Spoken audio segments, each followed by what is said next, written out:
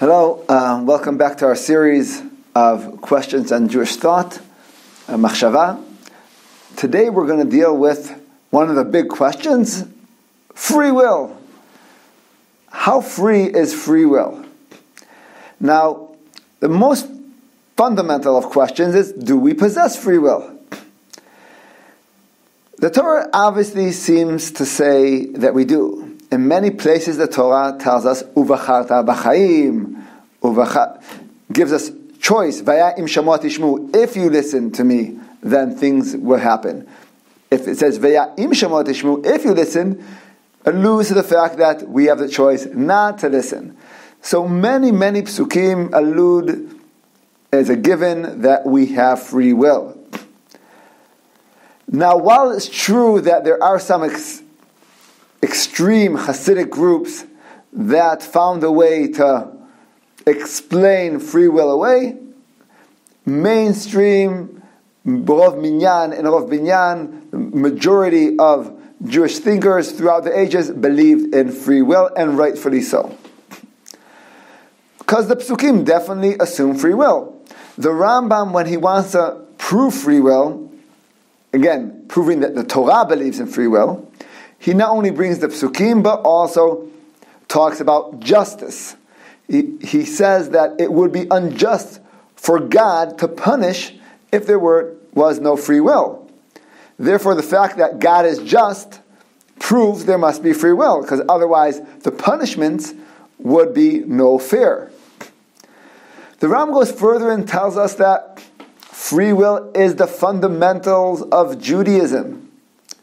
Rav Rabbeinu Zatzal explains that even though the Rambam loved the number 14 Yad Chazakah has 14 books in it, and he likes, and Moreh Nevuchim, he breaks up many parts into 14 parts. When it comes to the principles of faith, he only has 13. Explains Rabbi Rabinowitz that the reason there's 13 because there really are 14, because there's one principle which is the foundation for everything else, and therefore is not counted in the 13, and that is, of course, free will. Only after assuming as a foundation that there is free will can we say the principle of faith is to believe in God, that He is one, there is reward and punishment, etc., etc. Those 13 principles of faith assume free will, and therefore there really is 14, the Rambam's magic number. That said, even though the Torah alludes to free will and even commands to choose to do good and not bad, there are many problems from the Nevi'im, from the Tanakh, from the Torah itself, to this concept of free will. Besides problems from the Torah, there are problems from philosophy, there are philosophical problems. And in the 21st century, there are scientific problems with free will. So in this class and the following class, we're going to assume free will and then try to deal with the various problems that arise, hence from the Tanakh itself, hence from philosophy, and at last from science. So let's start problems from the Tanakh itself. Problem number 1 is prophecy. Prophecy, the ability to know the future, seems to hurt the concept of free will. If God knows that the Jews are going to be enslaved in Egypt for 400 years, tells Avraham Avinu hundreds of years before it happens that it's going to happen, then that's a problem. That alludes to the fact that Egyptians have no free will if they're enslaved or not. The fact that prophets come and tell the king, you're going to lose this war, you're going to win that war, then what does that mean about free will? We usually assume that you win a war or don't win a war based on the choices you make.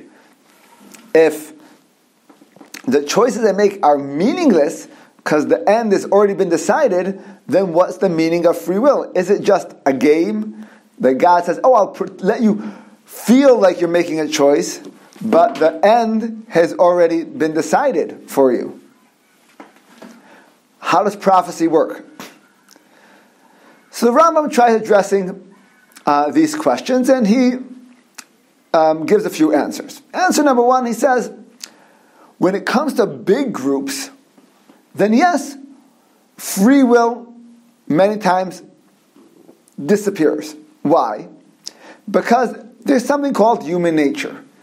And God can predict on a statistical level what's going to happen in a certain scenario.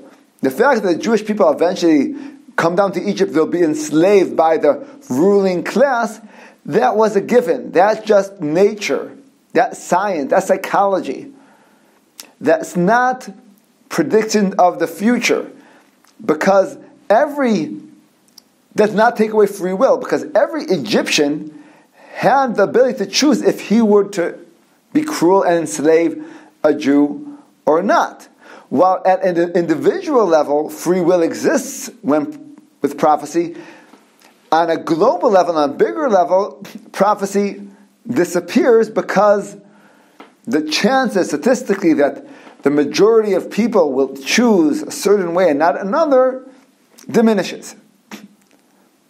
What about personal prophecies? Not prophecies for nations, for big groups, global prophecies. You will die, you will live, that we find many times in Tanakh. They asked the prophet, my son is sick, will he live? Yes, no he won't. And sure enough, Yeroboam's son dies immediately as he enters the city. What about free will? Choosing, if it's a decree given before, it can't be changed? Again, are choices meaningless? Says the Rambam, no. When God gives a bad decree about the future, then it's up for cancellation. It can be changed. It can be altered. It's a prophecy. In the meantime, this is the prophecy. Prophets' goal is not to only tell us the future, rather warn us of the future. This is what the future is going to be unless you change your ways. Meaning, prophecy is not written in stone that cannot be changed. It can be altered, and people alter it. The famous story of Chizkiyahu HaMelech. The prophet comes and tells him, you will die. He turns to the wall, prays. As the prophet's leaving the room, God tells him, change of heart. He's going to live. He turns around, you're going to live. Congratulations. What happened? Prophecy are not certain. And therefore free will still exists. So that's how the Rambam solves it on a national level, on a global level, and on a personal level. Prophecies do not affect the free will of individuals. The free will still exists. Yet the prophecy sometimes will happen regardless, and sometimes won't happen at all if it's a bad prophecy. That is one aspect of one problem regarding prophecies. Regarding good prophecies, the Rambam says God does not change his mind on a global level, but there are some Rishonim that argue even on that concept. That is regarding the Tanakh. The second story of Tanakh, before we move on, is of course the famous story of Paro, where the Torah tells us, and Sichon, where the Torah tells us how God removes their free will. Now the fact that the Torah says, Machbidet libam, takes away the free will, first of all, it alludes that normally there is free will. But there are exceptions where God takes away the free will. Now the Rambam agrees that there are scenarios where God removes man's free will, and he does that as punishment. Sometimes someone sins so badly, says the Rambam, God doesn't want him to have the benefit of tshuva, and therefore removes his free will. Meaning tshuva, the ability to change your ways, is so powerful that it can cancel any prophecy, any punishment that you deserve. When God doesn't want a person to avoid his fate, he removes his free will and prevents him from doing tshuva. However, many commentaries argued on the Rambam and said free will must always exist, and therefore they explain that when it says that God hardened Paro's heart, it does not mean that he took away his free will, rather gave him free will. Because in such a scenario, says the Rav Dessler, for example, that one experiences miracles, the 10 plagues, the natural inclination of every individual would be to just subdue. And God didn't want Paro to subdue, to force. He wanted him to choose. And therefore he hardened his heart in order for he won't be emotionally affected by these events, and therefore have free will. And Paro chose to sin. To summarize, the Tanakh believes in free will. Prophecy does not contradict free will on a personal level. Rather, only on a national level, on a global level, certain prophecies will happen. How can that be? God's knowledge of human nature, of psychology, tells us that on a statistical level, certain events will happen. However, every individual can choose if to partake or not partake in that situation. Does God ever remove free will? According to the Rambam, yes, as punishment.